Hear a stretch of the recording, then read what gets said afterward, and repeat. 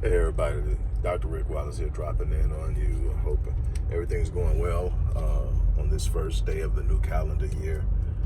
I've actually been up for about close to 6 hours doing everything that I need to do to ensure that I get this day, this year, this decade off to a good start. I believe in starts. I believe in new beginnings. I believe that when I can identify one and hang my hat on it, it's a place to really set change in motion, and that's what I want to talk to you about. I've been up and I've shared content with my other audiences that are tied to the different businesses I do, whether it's fitness, whether it's life change, psychological and mental change in health. I've done that. I saved you guys for last, and I'm not going to be very long, but I want to be very specific and intentional in what I'm sharing with you. We have over the last 10 years done an unbelievable job in taking what we have in front of us by way of digital technology, social media, the internet, and delivering knowledge to a large sector of our people. You can call it the decade of awakening. While there are so many more that still have to be awakened, there are a lot of people who have become aware of things that they weren't aware of. And we've done a great job of that. We still have work to do, and we will continue to do that. But what I want to talk to you about is the importance of moving up. Life is about graduation. It's about elevation. It's about moving on and growing. We've done one thing, but we have failed miserably in the next step, and that is taking that knowledge and transforming it into power. Knowledge, there's a very pervasive misconception that knowledge is power. No, knowledge is not power. Knowledge activated and put into motion to achieve a specific result is power.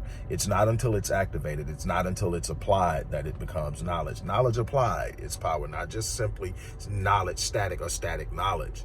And this is what we have to commit to. This is my challenge to you in 2020, in this new year, in this new decade, is that we spend this time actually applying what we have learned, being actively engaged and involved in doing some things.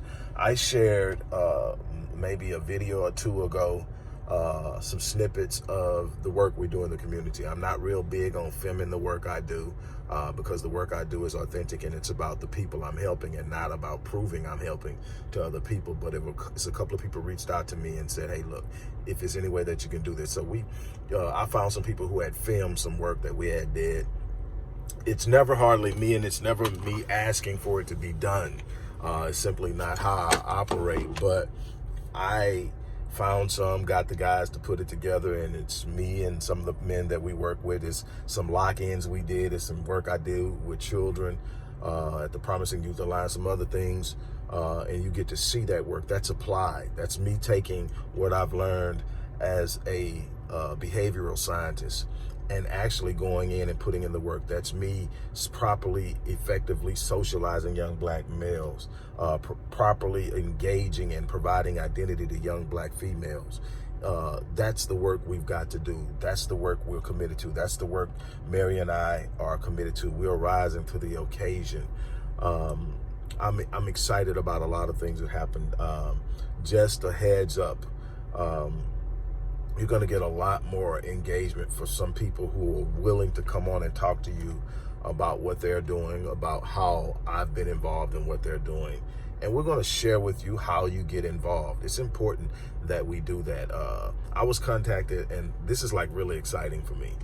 It's not the things that you think would get me excited to get my attention. It's the things that I really hardly ever share with other people, but I was contacted. She told me it was okay, and she's going to actually come on The Black Voice and share her story.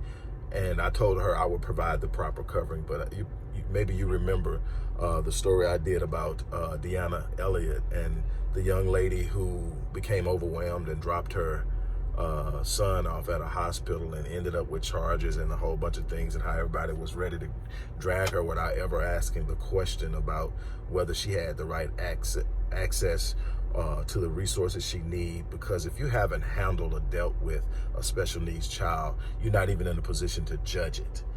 Because I work with parents with special needs child, I spend an hour to 2 hours at a time with them. That alone lets me know, with having a grandson who's a special needs child, that also brings about some understanding. It is important to understand that if you watch this woman with her son over the course of his life, you can see she loved him. And so, but she reached out to me and she thanked me for being thorough in investigating the story and not jumping to conclusions to judge her, and that from that some things have come into play in the resources. And she said, I'm the only person in the media that as of right now she's willing to talk to.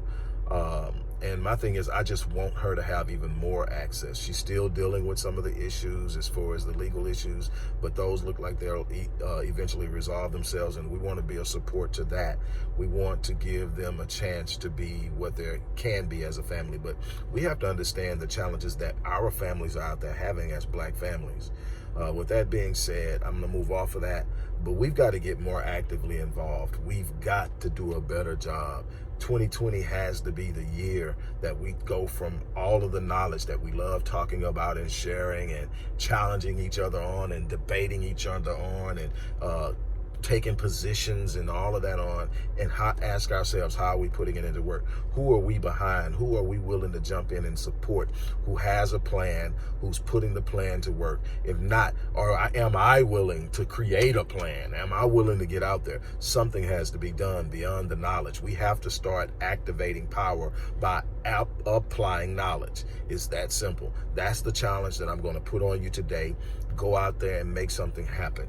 If you don't have a plan, we would love to have your support here at the Odyssey Project and the work we're doing in the community with Black Men Lead, a rite of passage initiative with Restoring Ghettos Forgotten Daughters, where me and my wife are working with young girls and young women who have experienced sexual abuse, domestic abuse, and so many other things, and as they struggle to make sense of life and to get things together.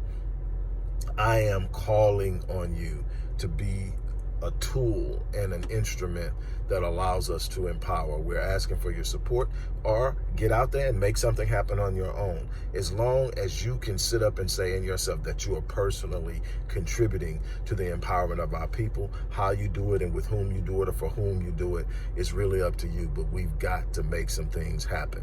On that note, I've got to get out of here and get some things done. I'm supposed to be picking up some stuff so I can do some things that baby has asked me to do today. And so I'm going to get out of here. But you guys have a great day and answer this challenge. I'm out.